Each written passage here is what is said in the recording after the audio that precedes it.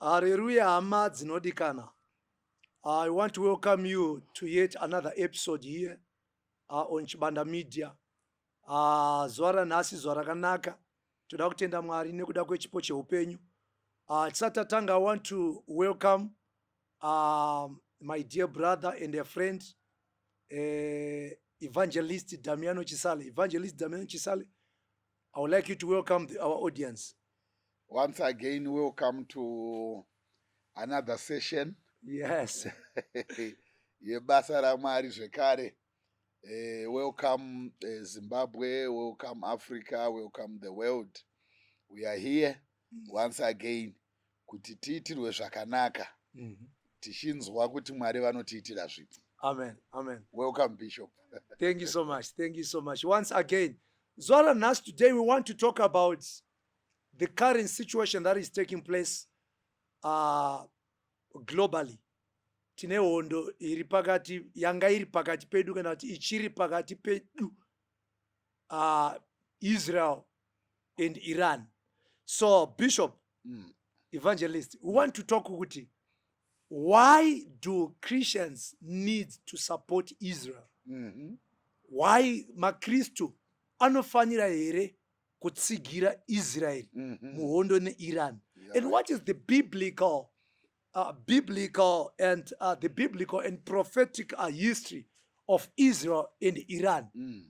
Kuitira kuti, because ndachinzwa vanhu vachicomplaina vachiti hai Israel yakaipa ndiye masatanisti, Israel iripoi haisiyo Israel yaiva kare, iripoi yakatozocreatwa in 1948. So we want to dig deep in this issue. However, hatisi kuti kutaura kwatiri kuti hapana patinoziva zvose. We want engagement. Pamwe zvatinogona kunge tasiya, iwewe uriko, you can comment, type, engage in the comment section. Nekuti we teach in party and we also learn in party. So, Evangelist, tell us, are we supposed as a Christian to support Israel? Yeah, munhu washe. Kana tangotaura nyaya yekuti Christians hatisina kwekutizira. All right. Tatongomanikidzirwa kusumudza maoko takamira naIsraeri. All right. Nyaya Israeri naIran inodzokera kunhoroondo yaIsraeri nemugariro waakaita nemaneighbor ake. Okay. Inotidzorera zvekare munhoroondo yekuti timbonhonga kuti ko uyu watinomboti Israeri ndiani? Who is Israel? Wakabvepi? Okay, that's wakatanga papi? Ko ukama hwake Israeri uyu nesu isu zuva ranhasi wakabva papi? Uri papi? Unoita kuti kana tikanzwa nezvake tinonzwa kuti chaaita ichocho tinoda kumira naye. Mazviona? Saka tinotarisa ukama hwedu naIsraeri, totarisa kwaakabva. Saka apa ngatimbotarisei munhu waMwari kuti Israeri uyu wakabva kupi. Okay, that's the starting point. The ancient world order. Okay. Timazotaura mukati vamwe vari kuti Israeri wezuva ranhasi 1948 uyu haaziriye wekare. Zvekare tinozotarisa kuti Israeri uyu ndeupi. But kuti tinzwisise watiinayo tofanira tambonzwisisa the background, the historical background of the ancient Israel. Thank you munhu wacho. Saka toda kuziva zvekare kuti ko Iran uyu akabva kupi. Iran uyu unonoita ukama naIraq. Toda kuziva the world yana Iraq, Iran zvakamira sei. Zvinotibatsira nawo kuti kana takagara tinenge tiine udzamu hwebackground inoita kuti tizoona kuti where are we cut in as Christians, where do we come in. Muri kuzviona? Saka nawo regai timbotanga tataura nyaya yaIsraeri. Israeri kwatinotangira kuBhayibheri hatina patinomunzwa mubhuku yaGenesis. tinoona kuti bhuku yaGenesis kunyorwa kwainoita ndo matinozonhonga kutanga kwake pachapter 12 of Genesis. Kudanwa kwaAbraham. Kudanwa kwaAbraham. Abrahamu wacho aimbobvepi? Abrahamu waibva Mesopotamia. Uri ravakaradhia. Saka Mesopotamia tikamutsvaga anodzokera kumusoro kunana Iraki. All right. Zvoreva kuti Abrahamu kwaari kuoriginata achibva asati asangana naMwari Iraki, ndo kwaari kunzi ibva munyika yechiberekero uende kwandichakuratidza. Zvoreva kuti Mwari havasi kugona kudhila naAbhurahamu akagara muworld yaari. Vane zvikonzero zvavari kumubvisira munyika yekwake. Vane mareasons avari kumutorera kubva munyika yechiberekero. Vari kuti iwo neni hatigone kuenda kana wakagara. Abrahamu ndokufamba nzendo dzaafamba naMwari. Muchidimbu tiri kuti Abrahamu unobereka Isaac semwana wechipikirwa. Isaac wobereka ani? Jacob and Esau. But isu tomhanya nechimuti chaani? ChaJacob tisingapedze nguva. Jacob uyu wozotiberekera vanakomana vangani? 12. Avo vaanobuda navo maKenani. Vanhu vese ava kurarama kwavari ava vari kurarama vari within the promised land yeKenani. Tinofanira kuchibata kuti Abrahamu wakararama mupromised land. Mwari paakamutora akamuudza kuti iwe nevana vako nevazukuru vako ndakubvisa kunyika yemadzibaba ako. Haichisiri nyika iwo ndiri kunotanga newe nyika ichanzi yako. Yokuti dai anga ari mambo zvatinoti munhu mutapa, zvatinoti Shaka Zulu, Abrahamu waenda naMwari kunopiwa nyika yake inozikanika kunzi kutora kwandakaita ndauya kuzokupa nyika iyi ndo nyika yako. But nyika yaari kupiwa iyi munotori nevanhu vageremo. Nyika yaari kupiwa iyi ine vanhu vake. Hakuna nyika yakagarwa pasi pezuva yanga isina munhu zvokuti vageremo maKenanites aya. Hakuna nyika yatinotaura zuva ranhasi yanga yakawanikwa isina munhu. We can talk of, tikaenda kuhistory yedu yeSouthern Africa tinoona kuti 3/4 of Southern Africa yakaaffectwa naShaka. But vanhu vakabuda vanadhingiswa vanani and the whatever vese including the Ndebele vachiuya naMzilikazi. Vanhu vese vakabuda vachipinda munyika dzaiva nevamwe vanhu. But ndedzavo kusvika zuva ranhasi. Saka tinoona kuti nyika hakuna nyika yaigona kuwanikwa isina vanhu.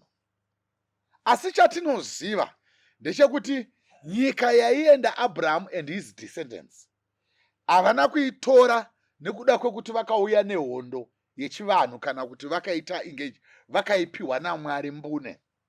Bible tikariverenga kubhuku ya Corinthians chapter 10 inotaura kuti nyika nekuzara kwayo ndezvaJehovha. Saka nevageremo. Saka iye muridzi wayo nyika uyu nevageremo ndiye akaziva vageremo nevakagara papi, ndiye akaziva vekupa. Zvekuti munaani iye aizviziva, but iye ndiye akaziva vokuita sei vekupa. Saka isusu tiri kuti chii munhu waMwari? Tiri kuti Israeri haana kungotanga nekunzi Israeri wainzi Jacob. Jacob orwa nemutuma pari kuvaJabhoku ndopaakazowana zita rekunzi ani? Israel, the blessed one. Handizvo? Wabuda ipapapo ozorarama nevana dzara yovapo. Votenderera voenda neIjipita. Kwavazodzoka navo vakuya into the land of Canaan. Now, I want to answer you the question yamabvunza kuti manga musina vanhu here? Ko, Mwari tikaverenga bhuku raGenesis rinotiratidza kuti vana vaIsraeri pavaitambura vari muIjipiti vachitambura nekunetswa. Why did God why is it Mwari haana kuvabvisa nguva iyoyo? Mwari waimirira certain time. Chii chaimisa Mwari kuburitsa Israeri maIjipita?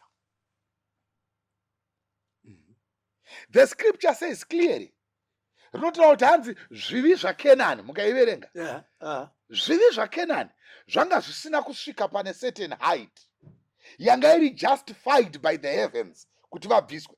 Zvoreva kuti Mwari paakawisa Israeri according to the heavenly order, kutadza kwaKenani kwanga kwapa mhosva irina dare rekudenga rakaona zviri worth kuti zvakwana, mhosva yake iri worth. Munoona tikaenda kumusha kune vanhu vanoti vakaba mombe akapara mhosva akatora mukadzi wemunhu anonzi ripa mombe 5 namambo. Mumwe akapara mhosva iyi anonzi ripa mombe 6 namambo, handizvo? But kune mumwe anonzwa namambo kuti iwe handichakuda mudunhu rangu. Zvoreva kuti utadzo hwake hauchagona kumuwanira nzvimbo, zvisinei kuti ndo maakaberekerwa akakurira imomo, is banished and abolished. Saka tiri kuti isusu Mwari vari kutipa panapa pfungwa yekuti zvivi zvaKenani ndo zvakasvika level rekuti Mwari wakaona kuti haachisiri worth kugara muland. ngakuchiya Abraham ndokuya kwakaita Israeri into the land. ndobva Israeri. Saka chii chinosiyanisa dzimwe ndudzi, the Iraqians, ivo vekuIran, veKuwait, Russians, Africans, chii chinovasiyanisa naIsrael? What makes Israel seems to be so special? Because right now hondo yanga ichiitika ndeyekuti people vari kuti Israel. What makes Israel so special apart from Iran? Nyaya iripo ndeyekuti Israeri wakasarudzwa naMwari. Okay. Regai tiverenge shoko raMwari. Munhu washa. Tiitirwe zvakanaka. Alright, tikaverenga shoko raMwari panapa. Tinogona kuona kuti if you read me Romans chapter 9. Romans chapter 9 mukandiverengera from verse 4. Okay. Romans chapter 9 from verse 4. You can read my, let me read. Or Romans chapter 4. Chapter 9. Romans chapter 9. Right. You know it? They are the people of Israel, chosen to be God's adopted children. In verse 4. Okay, verse 4 inoti ndivo vaIsraeri kuitwa vana nokubwinya nesungano nokupiwa murayiro nokunamata Mwari nezvipikirwa muri kuzviona ndezvavo. Zvoreva kuti Israeri Mwari zvaakaita vanhu vafamba wakatsvaka kunamatwa ndokupika Abrahamu kuti anamate Mwari. Vamwe marudzi ese aya aiva nezvimwe zvinamato zvavaiva nazvo. Saka Mwari wakaisa malaws, commandments. Rangu rechuru handinaro panapa riri kuti he gave them privilege of worshiping him. God gave Israel the first privilege. Yaigona kunge yakapiwa Mashona kana Mandevele kana any other tribe kana the Egyptians. But God chose Israel. and gave him the privilege, the first privilege. Under no merit. Under no merit. Wow. To worship him. Ndopa maverenga munhu waMwari patanzi he adopted them. Akavaita vake. Ndokuvaita vake, ndokufamba Mwari waitaura naAbraham seshamwari yake, ukafamba nevana vake. Hapana chimwe changa chaita Abraham, hapana changa chaita Isaac. Uchitaura na ukafamba navo vachimunamata. Asi vanhu vanga vakatenderedza vamwe vaiva nezvimwe zvinamato zvavaiva nazvo zvisina chekuita naMwari. Saka ukama hwekutanga hwaMwari naIsraeri ndewokuti Israeri uyu wakasarudzwa naMwari kumunamata kubva pakutanga, to bring the worship of God into the world. Okay. The worship of God yatiina zuva ranhasi yakauya kuburikidza na contact point ndeAbraham. Zvimwe zvese zvainamata Mwari wakazvirivhela into the world through Abraham. Baba vekutenda. Right. Saka Israel now anova engulfed because wese ane identity yekuti Israel, the blood ane gene raAbraham. Saka lent yaenda kunotorwa iyi yatiri kuona vachipinda ilent ine vanhu hatisi kuzviramba, but vanhu ava vaita fall out from the glory of the Lord, and God now is taking their land and giving it to Israel. Ndo order yekutanga yamanga muchibvunza munhu waMwari yatinozoona vana David. Ndizvoka ndatenda munhu wacho. Saka munhu waMwari toti our audience because saka why Israel aripo uyu ari kurwisana neIran uyu ndiye here Israel mumwe chete ndizvozvo, because I want to believe kuti sekutaura kwamaita Israel ngatiti Abrahama akabva Mesopotamia, the ancient, which is Iraq today, that region. And that region. Then we have Iran, which is Persia. Persia, that's it. You get it? Saka tikada kudzoka kumasure tikada kuona pane tikada kuona pane Persia. Okay, Daniel anoona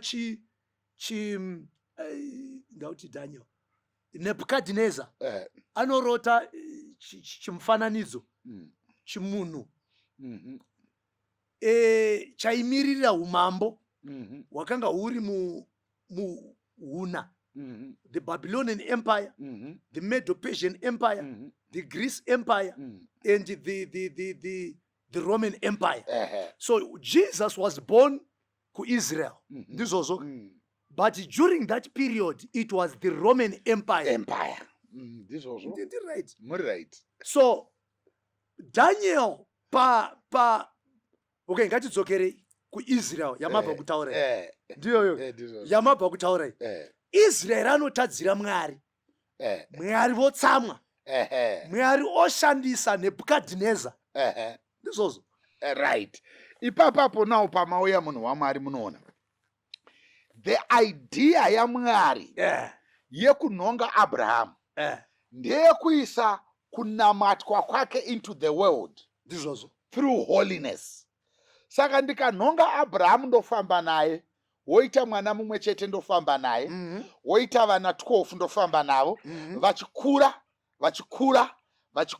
vanhu asi richiroinfluenca the world to worship God. Muri kuzviona? But isusu tinonzwa now kuti Israel uyu paakapinda into the land of Canaan wakarasa nekusiya Mwari waakabva naye Ijipita, Mwari wemadzibaba ake. Arasa Mwari wemadzibaba ake, wakatanga kunamata Mwari waakaona ari within the land. Mwari akagumbuka nekutsamwa naye. Muri kuzviona? Zvoreva kuti mhosva yarovesa Kenani kuti Israeri apinde muland ndo mhosva yaparwa nemadescendants aAbraham. Therefore Mwari havana favor, vakarova Israeri the same. Ndobva vatumira Nebukadhineza nokuti pazouya Nebukadhineza Israeri akanga asingaroveki, anga aedzwa nemadzimambo akawanda achitadzika nokuda kweJerusarema. VaIsraeri vaiti kuvaka kwatikaita Jerusarema nekukura kwakaita Jerusarema, Mwari havazotendera kuti Jerusarema riparadzwe nokuti muJerusarema mune temberi yani yaMwari.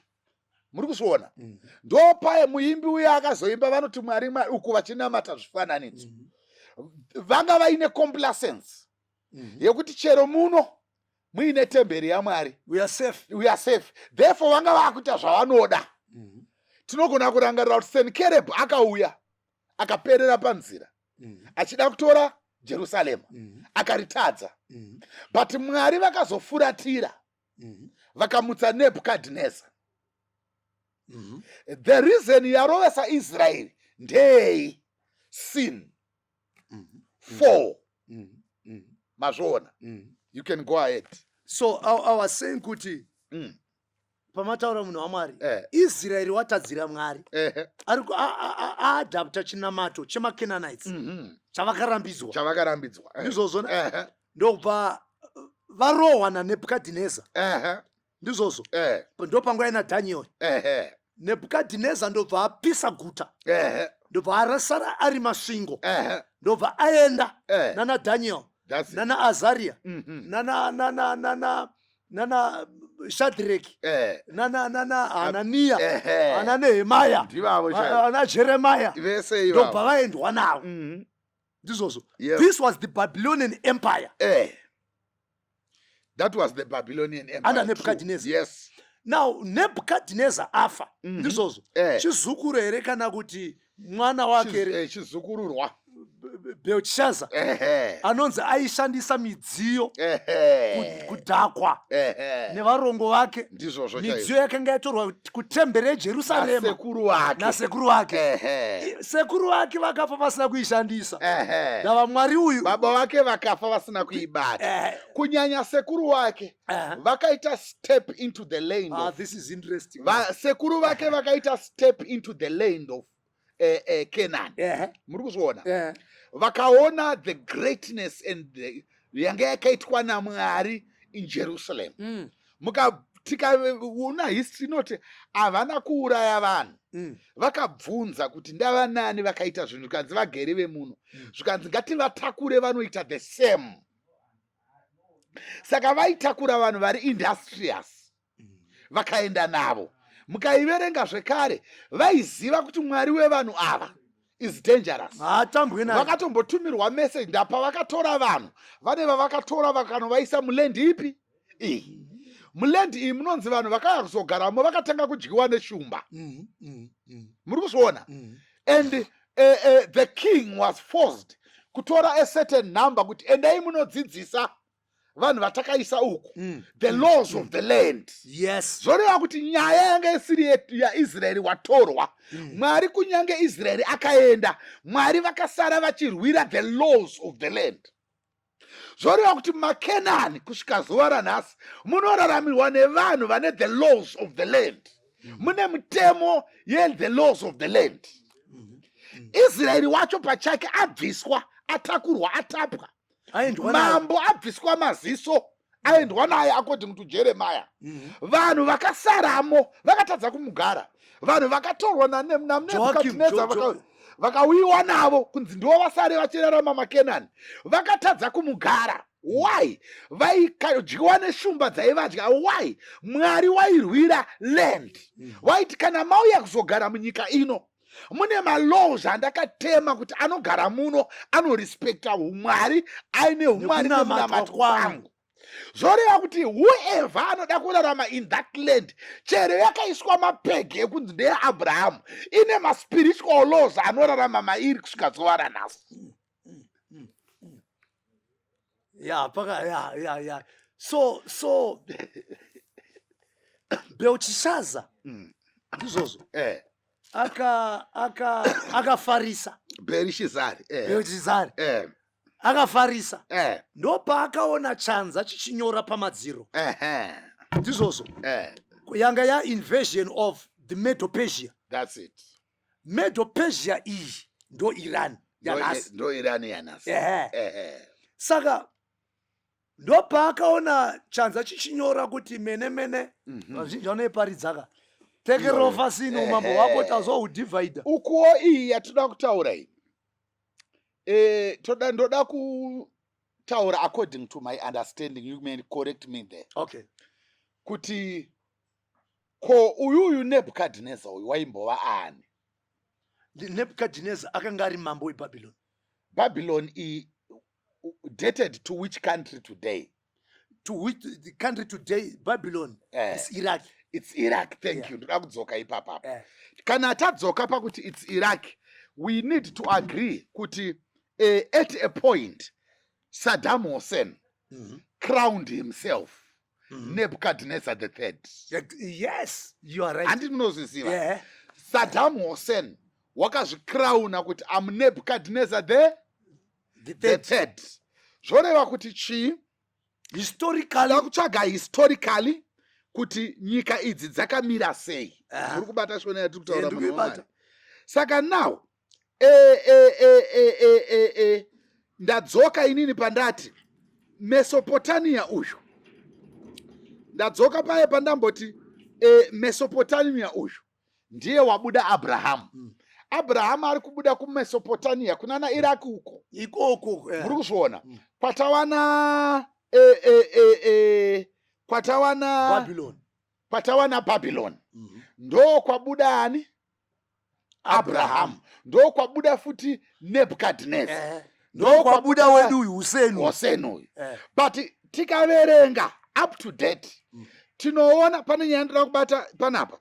Tinoona kuti tikaverenga the book of Genesis, Garden of Eden, rine marivers ana Euphrates vaikrosa through the Gihon. Vaikrosa through the what? The Garden of Eden. Marivers iwa ana Euphrates nanhasi vanoflowa nemuIraq. That's correct. Muri kuzviona munhu wamari. Ndaida kuedza ndaida kuedza kunhonga imwe location I'm trying to write.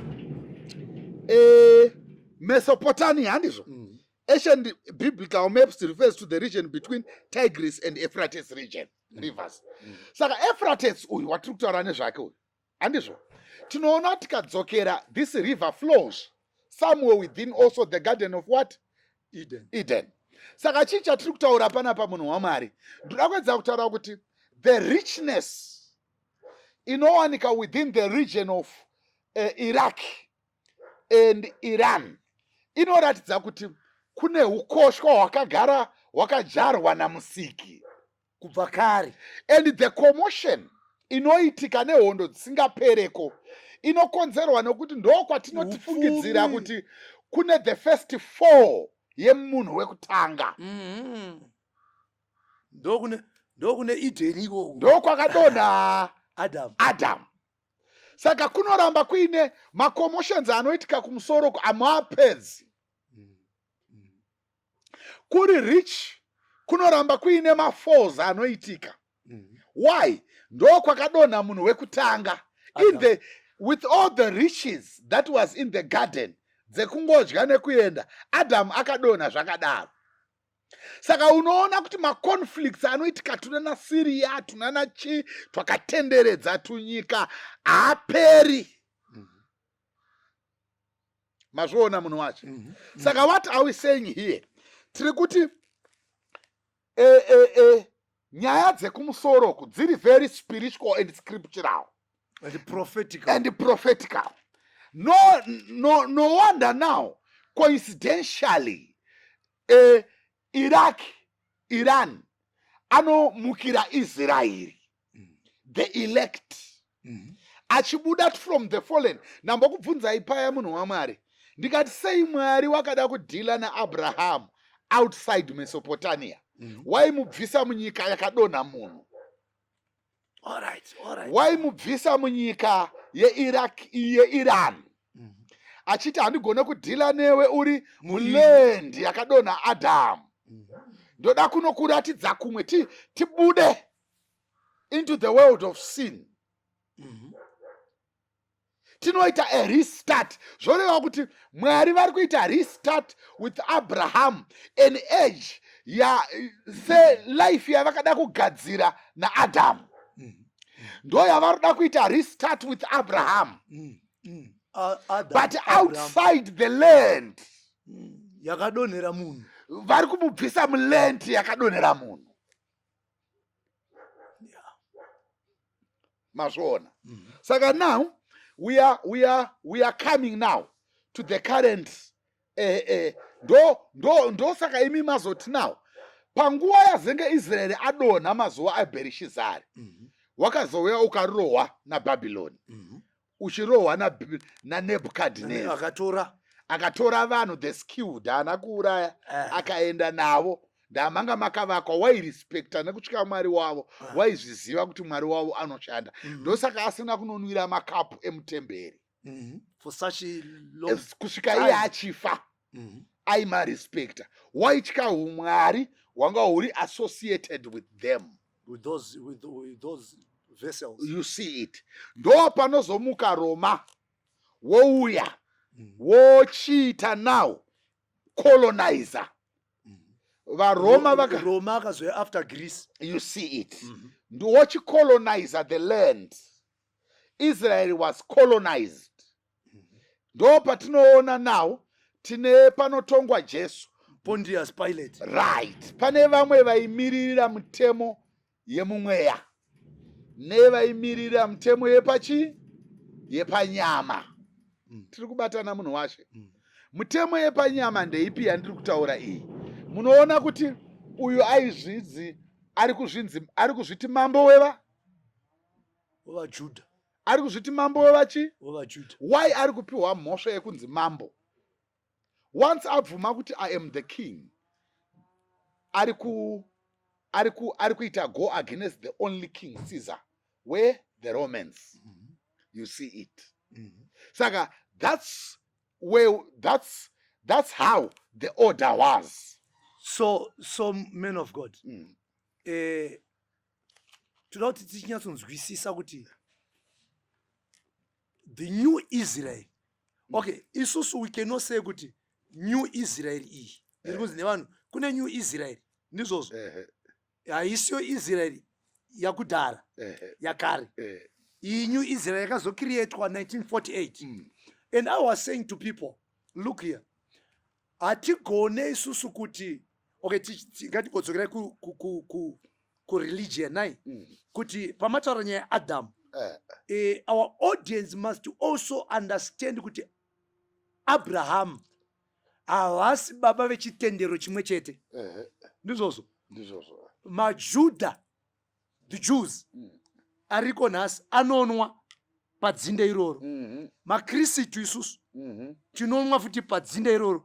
MaMuslim vanonwa futi padzinde iroro. Saka kura kuti Abrahama ndibaba vemarudzi. Ndizvozvo. Saka pakatapwa vana Daniel, vana Jeremiah, vana Nehemiah vachiendwa navo. Ndizvozvo. Vanotozotenderwa under the rulership of Cyrus, the Persian king. Ndiye akazovanyorera matsamba Nehemiah. Yeah. Ndizvozvo. This Persian empire, do Iranian has. Angati ndingafare here. Do Iranian has. I heard him. Akava release. Serious. Because when vachidzoka from Iraq, exactly. Iran. Exactly. Vaibuda not Iraq, but vaibuda from Iran. Ava. The Medo-Persia. Don't forget the Medo-Persia prophetically in the book of Daniel. Naiga. Okay, tikavringa Daniel chapter 8 verse 3 to 10. Panopiwa a ram with 2 horns, which represents the Medo-Persia, conquering westward and northward. The 2 horns one yacho yakanga iri pfupi because hadziri mbiri nyanga yakakura ndo yaimirira the Persia, then nyanga diki yaimirira the Medo. Saka the Medo ndo yaitungamirirwa na Darius, then the Persia na Cyrus, but Cyrus na Cyprus ndizvozvo. Saka akanga aine simba pamusoro pe the Medo Persia kingdom. Saka Cyrus ndiyo kuzonyora tsamba kutendera Nehemia kuti vadzokere kundovaka rusvingo rakanga raputswa rwapasi amatongo ndizvozvo. Anoti ndingafara sei? Saka I was saying to people ndikati no, hatingati isusu yamuri kuti Israel yakacreatwa 1948. These were Israelites who were scattered abroad, who were coming back to their home and lands. You see it. Just as Nehemiah and Ezra relocated again back and rebuilt the walls. Nasi iwewe ukagara muno muHarare. Muno amkwete muno muHarare. Ipai vari diaspora as a good example. Good, ndo vatiri kutaura. Ukagara diaspora. Wogara makore. Wotopiwa citizenship. Musha wababa wako wakasiya kuGokwe. Woparara. Potomboraramira vamwe vanhu. Musha ipapo. Paine makuwa emadzikuru ako papi? Ipapo. Pozoita muzukuru wako iwofa ikoko. Pozoita kana mumwe muzukuru wako, less of the third generation from you. Anoti no, sekuru wangu wakabvepi woya muZimbabwe, wodzokera wosvika kuGokwe, wonoona mambo naSabhuku. Woudzwa kunzi apa ndopanga pari pamushapu, guva iri unoona nderambuya vako. Ovaka, ari kunzi atora lendi yemunhu here? Haanotora lendi yemunhu. Saka Israel wanhasi ndiye Israel mumwe chete. Ndosaka ndataura munhu waMwari kuti Abraham paakatorwa naMwari achiburiswa Mesopotamia muIraki achienda kunoratidzwa the land of Canaan, lendi yaakaratidzwa naMwari yakatopiwa Abraham nemadescendants achauya. Zvoreva kuti lendi iyoyo ndeyaIsraeri. Mwari pavakangosumudza Abrahamu vakuda kumutora vakaratidza Moses kuti unoona lendi yese. Abrahamu hanzi vakaenda naye pakakwirira vakamuratidza kuti ndo lendi yandanga ndichida kuita sei kukupa. Vakaratidza kuti Moses kuti ndokwanga uchisapos kuenda nechi lendi iyoyoyo. Mwari vakagara vaidhimaketa kare. Saka lendi iyoyo kugara kwayo ingagarwe nevamwe vanhu, ingararamwe nevanhu, but pakutemwa kwayo, pakutemwa munda wakatemwa uri waIsraeri. Hazvina mhosva kuti tingaupanana nenzira ipi, asi munda wakatemwa kudhara pana Abrahamu. Dai munda uyo wanga wakatemerwa muZimbabwe tisina option, tiri kutotaura kuti Mashonaland Central yakatemwa kare.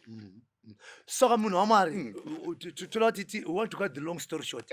So what is the prophetic significance of the war of Israel and Iran, as in as much as the second coming of Christ is concerned? Does this hondo idzi dzine chekuita here nekuya kwaKristu? Is there any relationship? Hondo idzi nekuya kwaKristu. All right, munhu waMwari, tichitanga tichienda ku next part yekupedzisira handizvo. Ndoda kuti mungondiverengera here. Okay. Ndiverengerei chapter 11 of Romans. Chapter 11 of Romans. Just a minute. Okay, verse 17. Ndoda kuti tisati patinopedzisa apa ndibate nyaya yekuti kosei. All right. Ndaida kuti tibate kuti nyaya yekuti kosei isu maKristu, ukama hwedu as Christians handizvo, maKristu ezuva ranhasi, ukama hwedu isusu naIsraeri hunouya papi? Mazvoona tozongoita drift away kawana. Okay, it's okay. Mazvibata. Saka iwewe semukristu ukama hwako hunouya papi?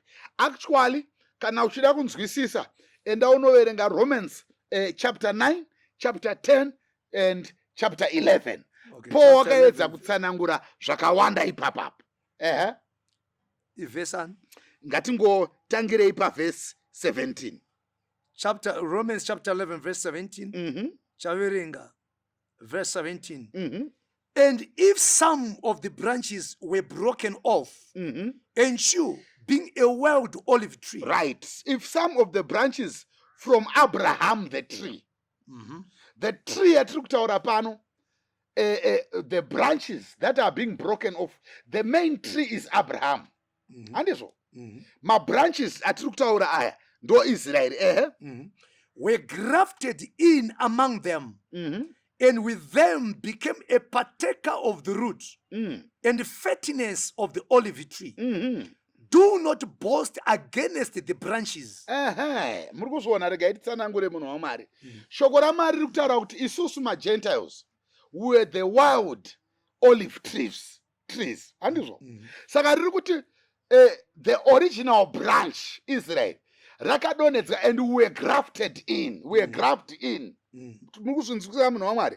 We were grafted in. Takatorwa tikasungirirwa pabazi ranga rabviswa tikayamwiswa pana amai vasiri vedu. Handizvo? Vabhaibheri rati chii? The next verse ramaverenga riya. Do not boast against the branches. Hatifanire kubosta against Israel nekudonha kwaakaita. Ndakudonha kwake, kusateerera ikoko nokuponda kwaakaita Kristu asinganzwisise kwakaisa salvation kwatiri. Saka kureva kuti dai Israeri asina akava neunderstanding yaChrist, akamugamuchira saChrist, hataikwanisa kukwana. But kuoma mwoyo kwaakaita nokubviswa ndokuri kunzi Israel ndiye the olive tree, wakadamburwa a branch.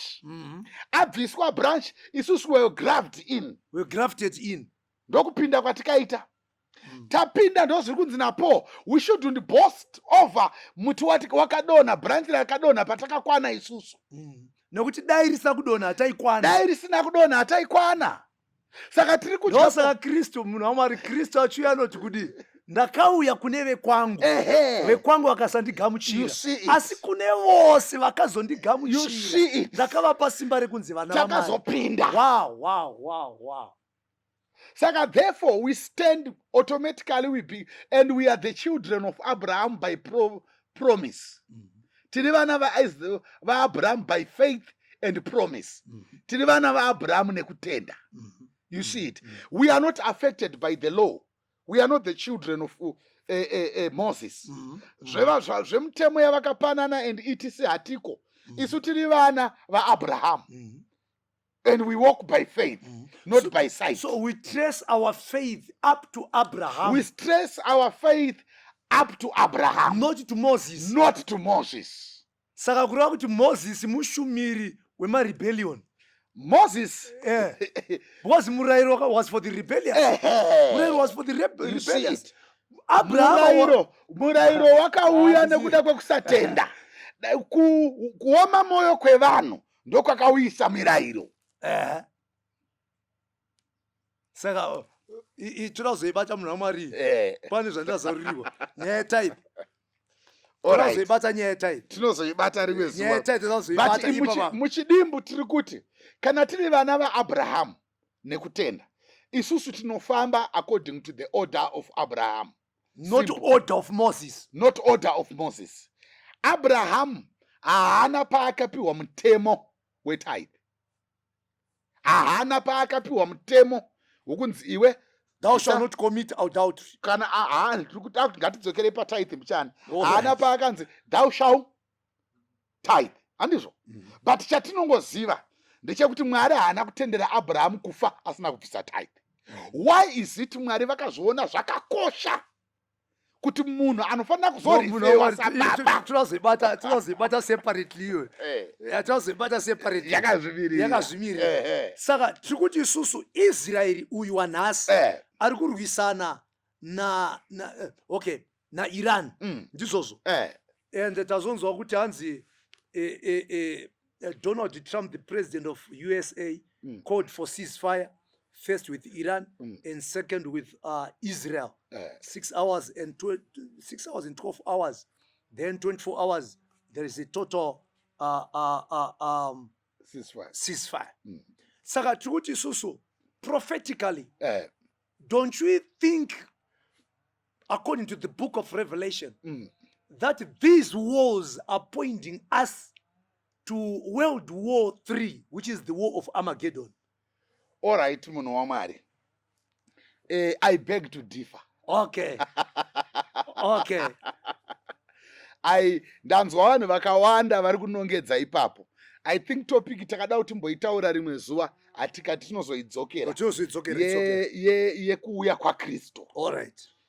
Nyaya yekuuya kwaKristu tikaiverenga Matthew chapter 24 inotiudza kuti kuchapandukirana marudzi igouya zvehondo, muchanzwa zvehondo neguhu rehondo. Rinotaura kuti kuchange dziri mviro asi kuguma kuchigere. But these are signs dzekuratidza kuti kune kwatiri kuita sei, kwatiri kuenda. However, kuguma kwenyika kunouya nerapture. Ipapa toda kuramba takapamira.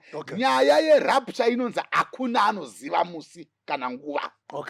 Rapture haina kupiwa munhu preparedness. Rapture yakangonzi it's coming. Muri kuzviona? Ndiverengerei mbichani munhu waMwari kuitira kuti ndisupport mbichani. Ndiverengerei Matthew chapter 24. Matthew 24 verse. Regai tidzokere. Matthew 24. Andisho. Verse 24. Let's not verse 24. Matthew 24. Matthew 24 ndo inotipa a bit of history the second coming of Christ, because atiende kuguma kwenyika tisati experience the second coming of Christ. Tinotanga kuexperience the second coming of Christ in rapture. Kana rapture yaitika pozoitika the 3.5 and the 3.5 inonzi naDaniel a period, half period and a period. Dzinoitwa naDaniel kana dzachizopera tochizoenda to the end. But sataenda ikoko chinotanga irapture. And rapture yacho hakusi kuuya kwaJesu panyika. The Son of Man shall appear in the clouds. The saints which will take and go. Tiri kuzviona. Saka panapa tikaverenga isusu ndiverengerei verse 6. Verse 6. And you will hear of wars and rumors of wars. See that you are not troubled. For all these things must come to pass. But the end is not yet. Tichanzwa zvehondo. Tigonzwa makuhwa ehondo. But zvinhu zvichaitika. Asi kuguma kuchigere. Mupfurira mberi. For nation will rise against nation. And kingdom against kingdoms. And there will be famines, pestilences, and earthquakes in various places. And all these are the beginning of sorrows. They are just the beginning of sorrows, but not the end. Mazvoona munhu waMwari. Tikaienda mukaverenga verse 11. Verse 11. Then many false prophets will rise up and deceive many. And because of lawlessness will abound, the love of many will grow old. And because of iniquity, because iniquity shall abound, uipi huchawanda. Taona mazuano zvinhu zviri kulegalizwa zvawandisa a lot of things. Mazvibata munhu waMwari. But inini ndinofarira verse 14. Ndo inotipa a bit of kuziva mbichani inotichi. Verse 14. Okay. Verse 14. And this gospel of the kingdom will be preached in all the world as a witness to all the nations. And then the end will come. this gospel kana tichida kuona end gospel ndo riri kutiudza zvehondo zvechiaa. Alright. Bible rataura about the and this gospel shall be preached to the end of the world. Kana marudzi ose anzwa vhangeri aguta as a testimony. Kuti kana munhu akuzotongwa anonzi wakanzwa nezvaKristu here. Saka kana tichine dzimwe ndudzi dziri kurarama pasi pezuva dzichiri in darkness dzisadzanzwa nezvaKristu. Mabata shoko randiri kutaura munhu waMwari. Ndaida kuti mundipesere neverse 15. Verse 15. Therefore, when you see the abomination of desolation, thank you, spoken by Daniel the prophet, standing in the holy place, whoever reads, let him understand. Ndo one panokota ishe Jesu scripture yeku Old Testament. Vanoti mukaona nyangadzo imire panzvimbo tsvene yakarehwa namuprofita Daniel. Ndobva ati let the reader, zvoreva kuti ari kuverenga ari kunzi dzokera kubhuku raDaniel unotsvaga kuti pakataurwa about the abomination of dissolution, understand the issue. Wow. Ndo pane nyaya yejudgment and the end. So we cannot talk of the end, we cannot talk of the coming of Christ, we cannot talk of the end of the world when we do not understand about the abomination of dissolution. When you see the abomination of dissolution, what is the abomination? Spoken by prophet Daniel, standing where it ought not to. Let the reader understand.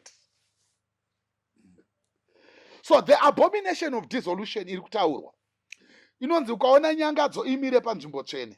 Ndo the life that shall be lived with people after nyash. Because yatiri kurarama tiri munhu waMwari. Dispensation of grace. Inonzi dispensation of grace. Ndo inonzi haizikanike musi kana nguva. Jesu chaivo vakataura kuti inozikanika naBaba pachavo. No one knows.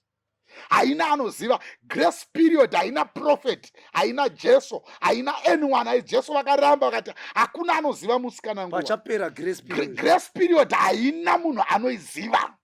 Haina prophet akaiona. Grace period. Grace period ndo inonzi vaviri vari kukuya mumwe achatakura ichauya sembavha. Saka kana yakunzi ukaona nyanga grace nyasha dzikabviswa nawo ndo pachazouya nyaya yenyangadzo the uyu wamuri kuti Satani muchiti fire zuva ranhasi achafamba netsoka ndiye achava nyangadzo imire panzvimbo tsvene. Ndo period yema 66 iyoyo, mark of the beast. Ndo nguva ichakonvertwa mabuildings amuri kutaura machurches aya into worship of. Ndo iri kunzi nyangadzo imire panzvimbo tsvene. Wow. Hey, tinotenda kuti so iyi topic toda kuzoibata yakazviviririra. Iyi toda kuibata, matopic atoda kubata. Toda kubata pamusoro pechegumi. Toda kubata pamusoro the judgment and coming of Christ. The judgment and the coming of Christ. Saka now isu nyaya yanga yauya pakuti hondo iyi tiri kuti Armageddon.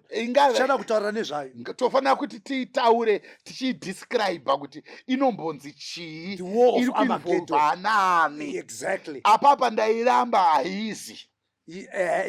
Haizi. Okay. Tingaramba tonongedza hondo nehondo. Takaita World War 1 kunotori nevamwe vakaigarira pasi zvatiri kuita izvi vakati nyika yada kupera asi takararama kukaya World War 2 vanhu vakaigarira pasi pakawawo nemaprofita enguva vakati pamwe nyika yaakupera zvichida tingaitawo the same foot muworld yedu. Regedzai titende Mwari. We thank you so much, our audience. Kana uine any contribution, any questions, or any topic that you think we need to discuss and to converse about it, you are welcome kutibata pachibanda media. Namba dziripo pa screens achibanda media. Unongotaura chete kuti varume vaya vaitira kuti timbotaura pamusoro the abomination that causes dissolution. Spoken by Prophet Daniel. Or probably you want us to talk about anything chaunofila iwe, especially the gospel of the second coming of Christ, which I believe evangeli nofana kutanga kushumirwa. Kubva kwandiri na Bishop Evangelist Damiano Chisalo, the black man. We are signing out. God bless you. Thank you.